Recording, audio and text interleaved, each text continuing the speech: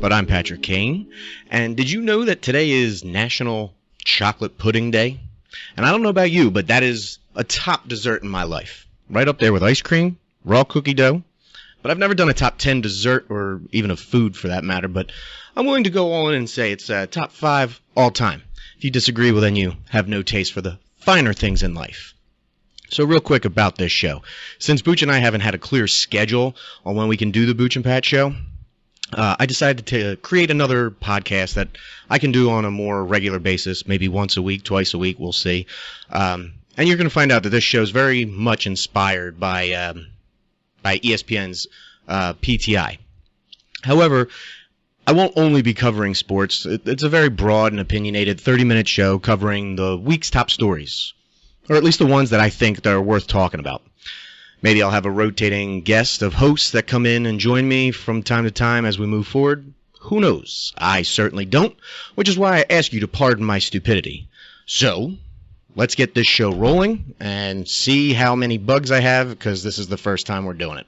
We'll figure it out as we go. Alright, and already found my first issue, so we'll just ignore that and not do the opening credits and just kind of kick into high gear as we go. That being said, let's jump into things on... Oh man, I'm hitting all of the wrong buttons here today. Wow, what's going on here? Looks like my stuff's not activating. It's not doing its job. So this is very uncomfortable, but we'll get there. So, do it by manual. Did that do it? There we go. Now we're back in the shape of things. So where was I? I know it's late, Sunday, June 26th. And on tonight's show, I'm going to be I'm going to be covering a broad assortment of stories that came and went this week while I was on vacation. Whether it be from Gronk retiring to Denise Richards joining OnlyFans, asking serious questions about the NFL stance on Deshaun Watson and what's going on, and also what's going on with the Eagles' new logo.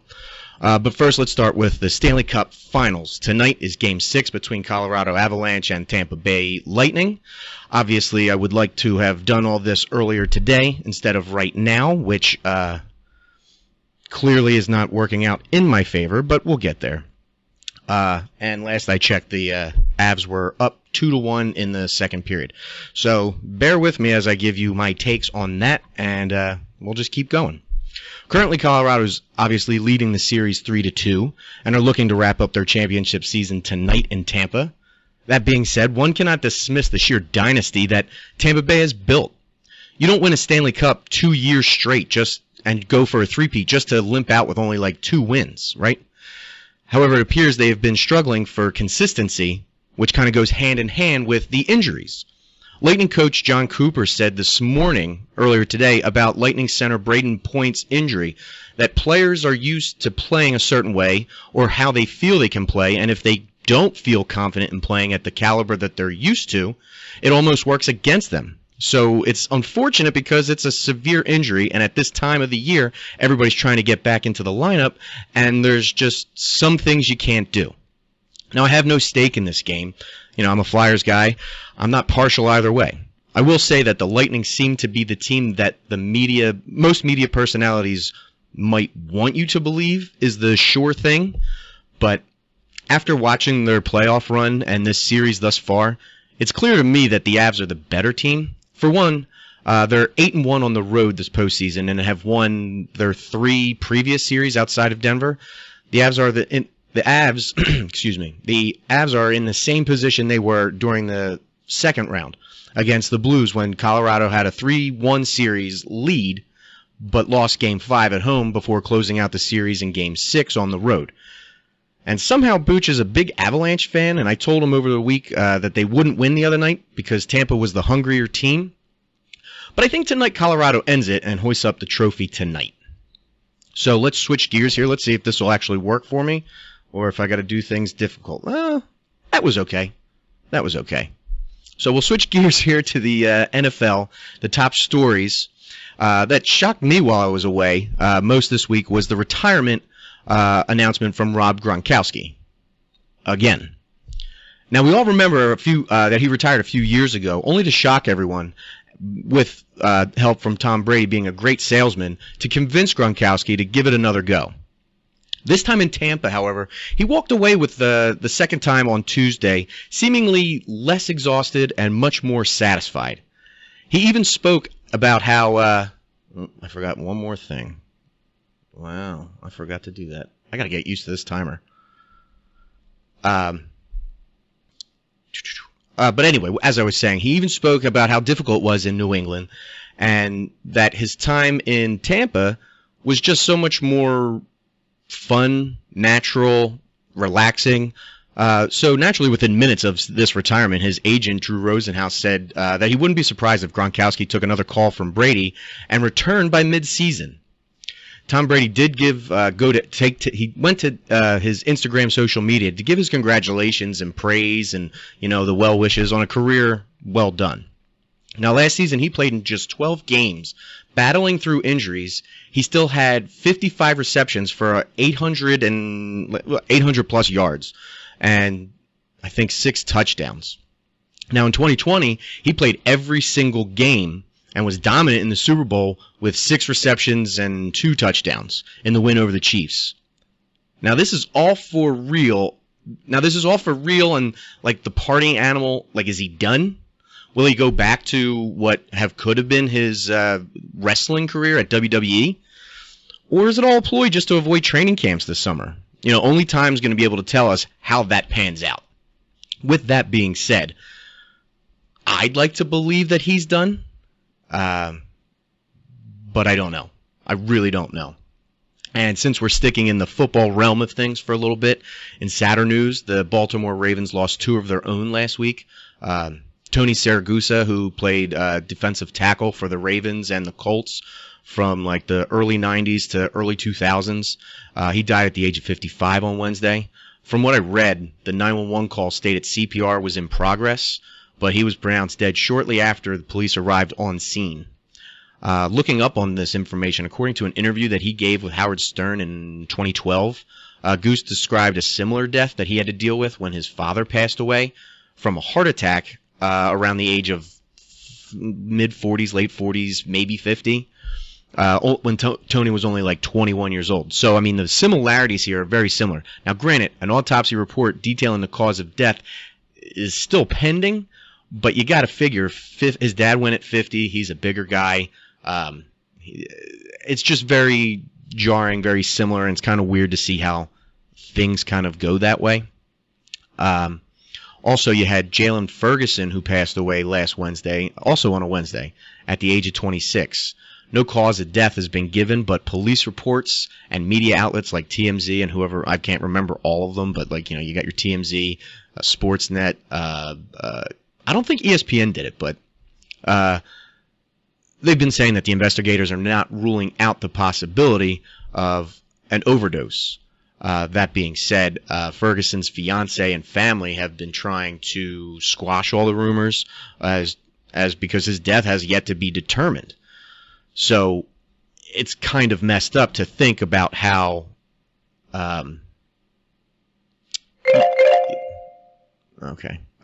kind of messed up to think about how it's unfortunate that, when stories like this break out and everything happens, people just keep going with it. And because they are celebrities, they are in that world, you tend to forget that, there is a family involved. There is an element to it.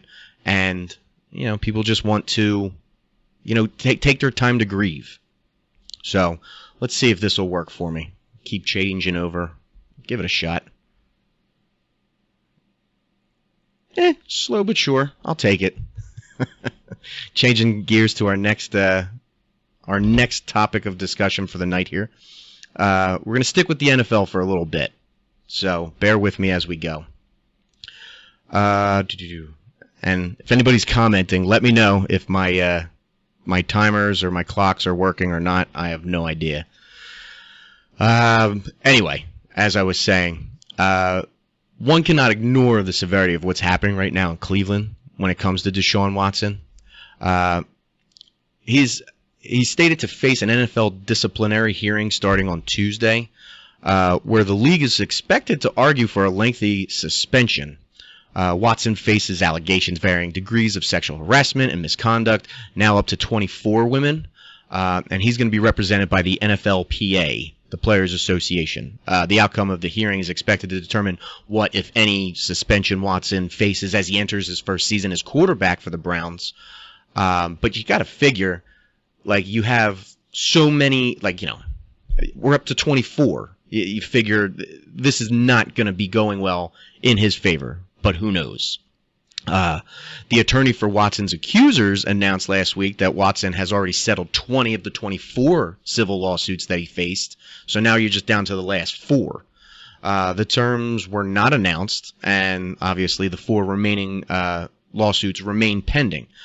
So 2 separate grand juries in Texas declined in March to indict Watson with criminal charges, but per Adam Schefter, the NFL intends to argue for a lengthy suspension during the hearing. The league intends to cite testimony from some of his accusers, per Adam Schefter. Meanwhile, other reports say that the NFL plans to argue for an indefinite suspension of at least 1 year, possibly more. And all I can say is that's all well and good, but think about it this way.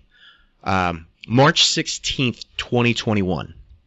Like, think about that. We're June 2022, but you're talking about 15 months ago. That was when the first official filing suit against Watson began. So I ask you, NFL, like, what was the holdup here? Like, what have you been waiting for over a year? You have punished way more to other guys in the league for doing way less, whether it be down to marijuana, whether it be to alleged beatings up in an elevator, which it's not alleged. You saw the video years ago with Ray Rice. But my point is, you're talking about 15 months that have transpired, that have gone by the wayside here. And you've done nothing about it. You've made no stance, no effort to handle it. And now it's escalated to 24 women. I mean, were they all abused? Maybe. Were some looking for an easy payday? Maybe. I don't know. That's not for me to decide. But you as the employer and a billion-dollar company, you should have made a decision way before now. Like I said, you've handed out worse punishments to those with less against them, but why did you turn a blind eye here? Like the man signed a fully guaranteed contract for 5 years at $230 million. You think he's worried about these settlements? Like, he's got fuck you money right now to throw at these women just to make them go away. Like, he probably will still have more money to potentially continue this trend. So the way I see it, it's too little too late from the NFL here in trying to, I don't know, cite disciplinary actions, figure out what the issue actually is. Like, is 1 year suspension enough? I don't think it is. But at this point, what's the argument? Because 20 of the cases are settled. It's just very messy is the best way I can describe it. So let's change gears. Let's go to our next topic, which I think is, for one, a fun topic, but it looks like my countdown timer is not working. So we will see what's going on there. But anyway, moving on. My issue is with hazing. Is hazing a tradition, or is it just plain rude and mean and taking advantage of others? So, it's an old, horrible staple that gets its bad name from fraternities or frat houses, from colleges to paddling other people to whatever the case may be. But can it also be viewed as like a tradition of camaraderie and brotherhood?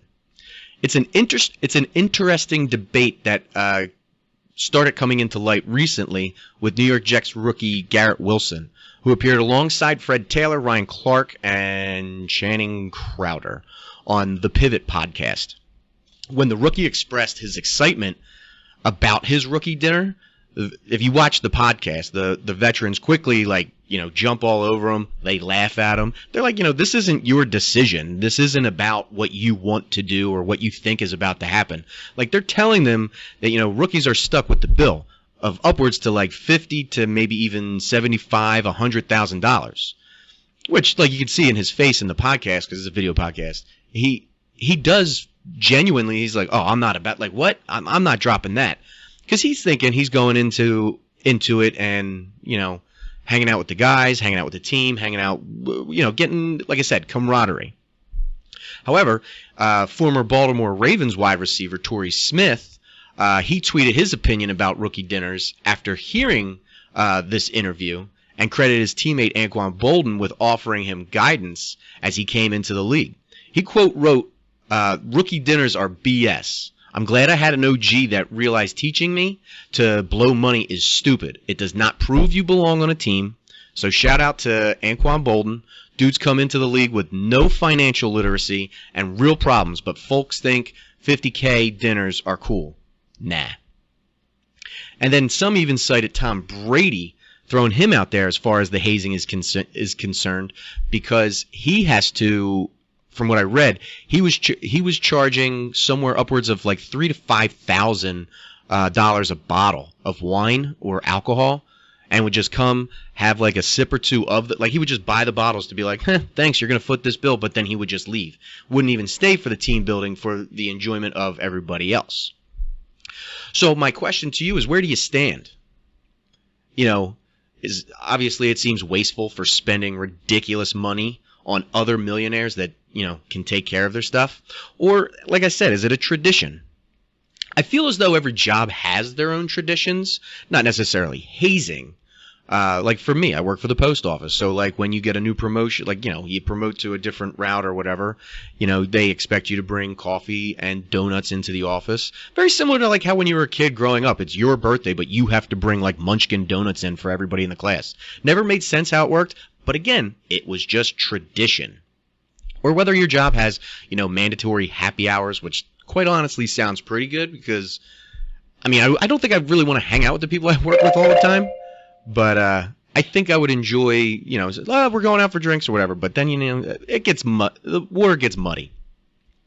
So to me, this isn't that big of an issue, and it sounds like more of like an initiation into the league, but it's probably only making headlines right now because your average working man, like, he doesn't even make that kind of money in a year, let alone spend it on a fancy dinner. Because I'll tell you right now, I would love to be making $75,000, $100,000 a year, but I'm not.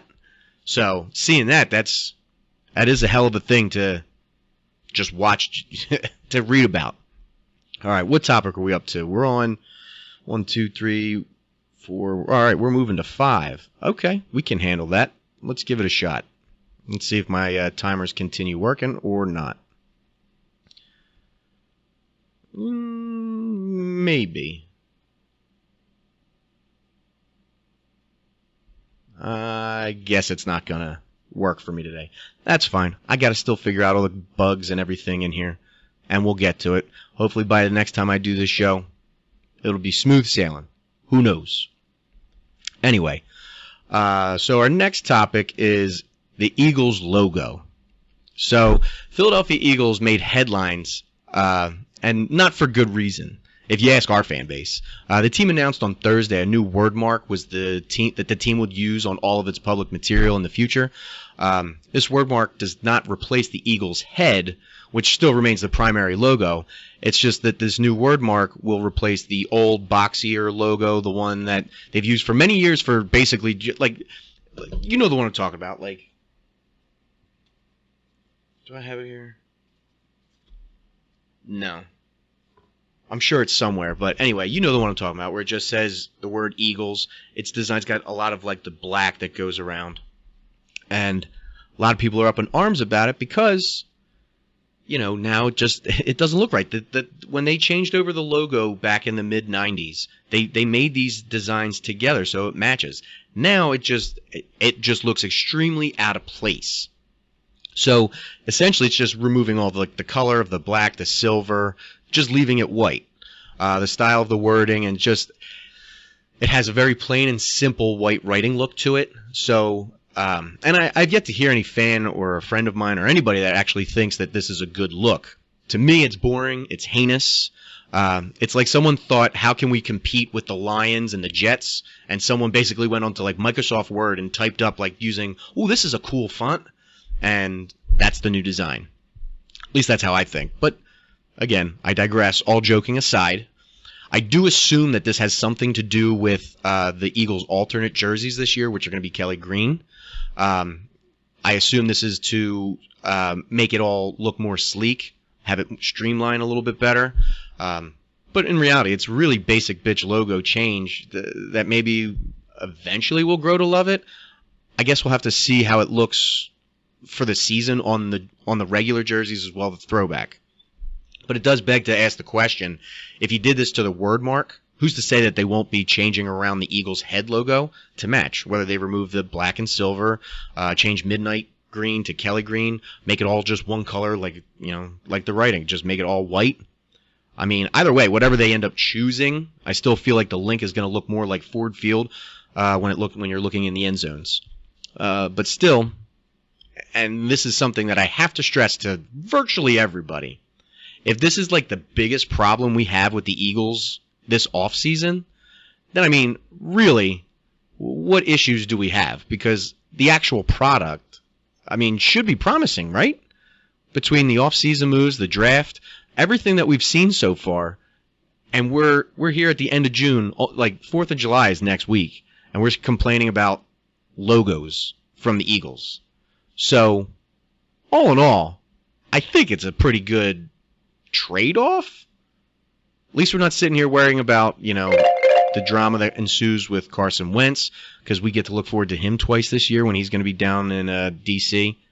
And like all that stuff. So, for me, it's not the end of the world.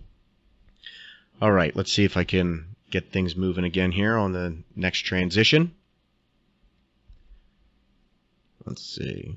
Man, this stuff moves slow. I thought it was working fine, and then I guess I'm just beating up my computer. We'll see. So,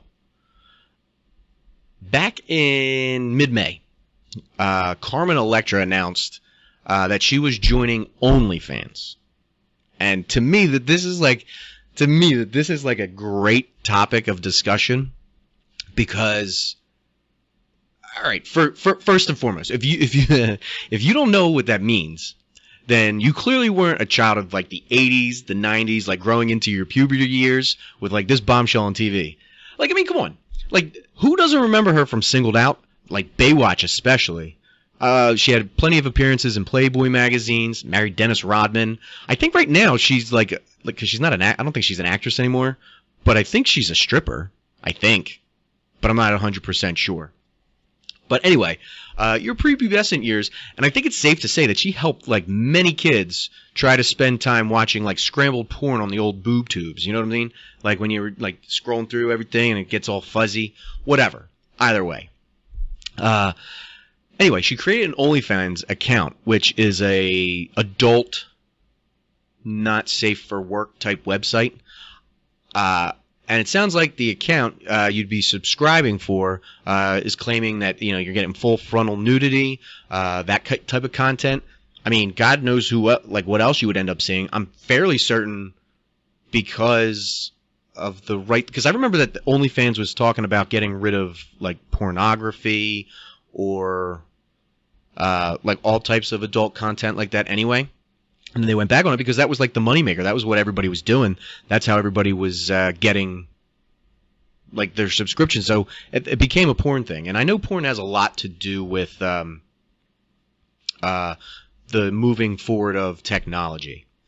That being said, I digress. I don't have an OnlyFans account. I don't subscribe to it. I don't know what's on there.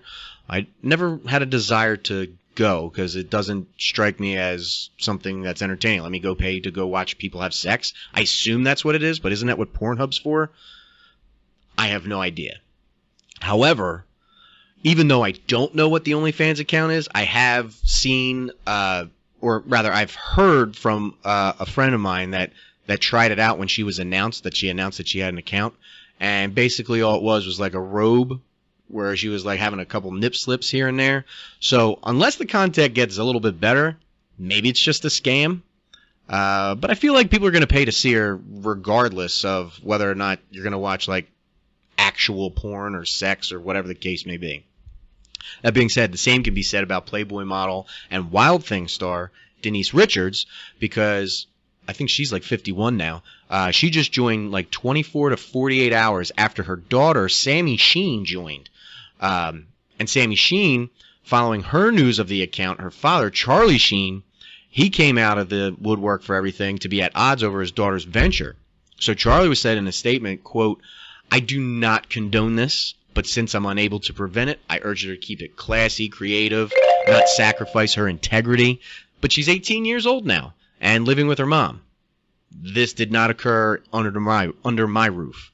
So you figure that's a shot at Denise. It's a shot at his daughter. It is what it is. But come on, Charlie. Like, you figure, bro, don't you have AIDS and like you banged like a whole bunch of people and this is like an issue? So you gotta take it off the rails a little bit. However, talking with my girlfriend about this, like all this nostalgia made me start thinking of like what other women from that time period, like what they're up to. Now you see Jenny McCarthy on regular TV and Masked Singer, and I don't actually know what Pam Anderson's up to, but I was like, oh, Baywatch, like who was hot on that? And I was like, oh, Yasmin Bleeth, what she's up to? Because like she was like the hottest person that like on Friends, that was their joke. It's like Yasmin Bleeth. So anyway, Google her if you want. Use it at your own discretion. She has not had a good time after Baywatch, whether it be Google her if you want. That's all I'll say. I'm not getting into any further with that. Let's see here. My timer's still working? Maybe. We'll see. Only a few more topics left, and then I guess we're done for the night. So let's see if we can make this work. Topic 7. And we'll figure it out. So, Live Golf. And I'm actually not sure if that's how it's pronounced, if that's how you say it, I have no idea. All I know is Live is the Roman numerals for LIV. So it would be 54 Golf. I have no clue. That being said, it's a Saudi Arabia backed thing. So it's a Saudi tournament. And it's getting an uneasy reception because in Oregon, that's going to be their very first stop in the United States. I believe it's this coming week. The series, which it's paying like enormous signing fees and like a buttload of money to the players. Like you got Phil Mickelson, Dustin Johnson, whole bunch of thing, and this all is coming down on the Pumpkin Ridge Golf Club in North Plains, Oregon, I think, or I don't know if that's near Portland. I have no idea. That being said, so much money, and it's getting a lot of flack because it's all over the news. And I don't know if you haven't seen it yet, like you should tune into it, because I mentioned it to one of my friends on vacation last week, and she got like very upset by it. But the North Plains mayor, as well as other officials from surrounding cities, has written to the club's owner at Escalante Golf, I think is how you pronounce it, with concerns.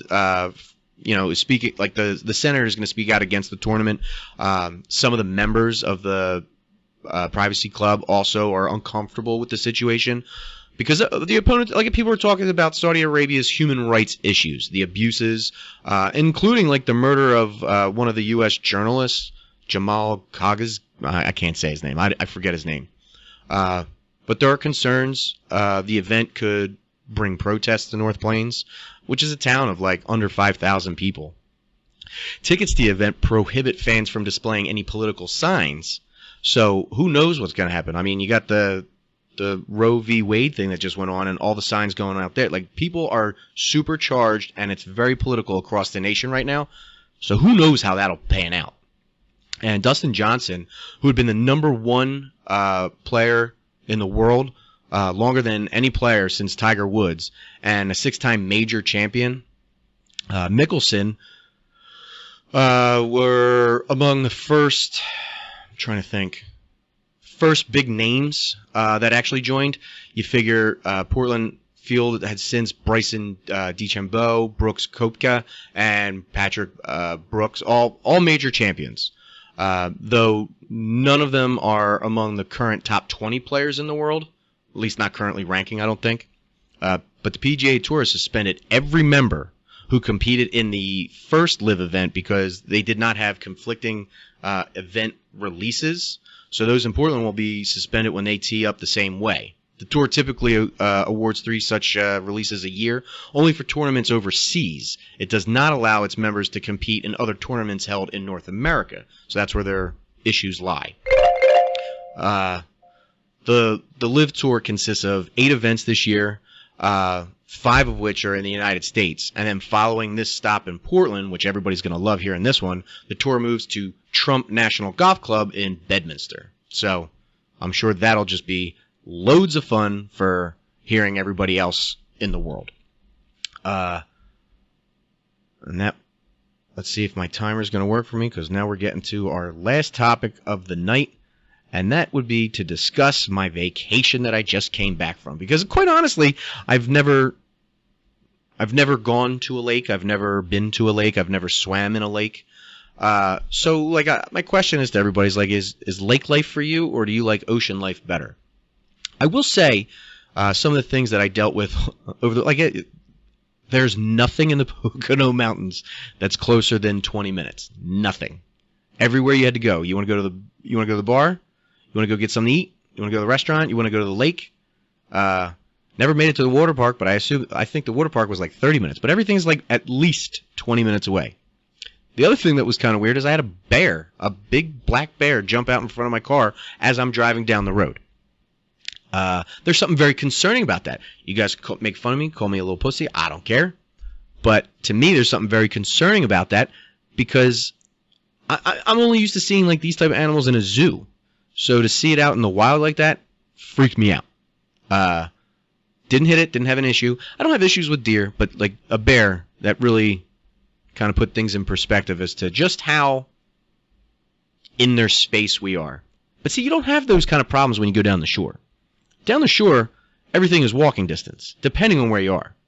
And if it's not walking distance, you can get an Uber. An Uber up there, we didn't even try. If we tried to get an Uber, you're talking hour wait maybe. Probably like $30, $40 just to get to where you're going. Maybe. I have no idea. That's my fault for not trying. But ultimately, that's where we stand. But like with ocean life. Ocean, you have waves, you have them crashing in. Lake life is quiet. It is very peaceful. I can understand why people like going onto the lake, because you can just float out there. But having small kids like my son, he just ran out, kind of stepped around, splashed, and then picked up rocks the whole time. And what's with the sand? Like, I know they say there's beach sand, there's lake sand. There's something very, very different between the two. Lake sand is very clean dirt, I guess. Is that how you would say it? Clean dirt? No clue. Either way, I digress. I don't want to continue rambling. But I figured, let's take a look here. Where are we at with the Avs? As I said, we're at the top of the third. Avs are up 2-1 still. Like I said, I think the Avalanche take it tonight. I think they bring home the old Stanley Cup tonight. We'll see. That's just my take on things. But that being said, final thoughts. Let's close this down. Let's end everything on a high note. We've had a good time together, I think. Don't even know if anybody actually watched tonight, but hopefully we start garnering some new people, some new friends, some new followers. You can follow us, it's me. You can follow me on Instagram and Facebook. If you're watching this on Facebook, that's cool. That's just a jumping off point, because I'll be getting to start trying to figure out how to broadcast to multiple sites. Because for me, it seems like the smarter choice is going through YouTube and Twitch, not so much Facebook, because it seems like Facebook's kind of like dying out when it comes to live streaming. That being said, I don't know. We'll see where it takes me, because everything on my control side of things was a little bit wacky tonight. So yeah, follow me on Instagram. It's pardon.my.stupidity. And then you can go on YouTube. I'll be uploading all the videos, all the podcasts, all the stuff that I can do. You'll get that on YouTube as well. So you have to subscribe, hit the notification button so you can get new notifications when I go live or when there's a new episode up or whatever content I end up putting up. And so far I got a decent following on Instagram. Hopefully I can keep building that up because I see that there is a way that this can work. I don't know if this is entertaining conversation. I have no idea. But usually at the end of every episode here, I'm going to end with final thoughts and just kind of go through any messages or anything that you guys have chimed in with. And like I said, I don't really have anybody commenting tonight. And this was also kind of a last impromptu situation. Because I kept putting it off. I'm like, I want it to be perfect, but I was like, I got to do something now. I got to pull the trigger. Shit or get off the pot. So that being said, I thank you all who either tuned in and I didn't see it, or for any of those that are going to watch this later. Enjoy, I hope. Give me your feedback, things that I should talk about, things that I shouldn't talk about. And then eventually I'll get this up and posted on iHeartRadio, as well as iTunes and anywhere else you can get your podcasts. So for me, that concludes this evening. So have a good night, and we'll see you guys next week to recap what happens this week.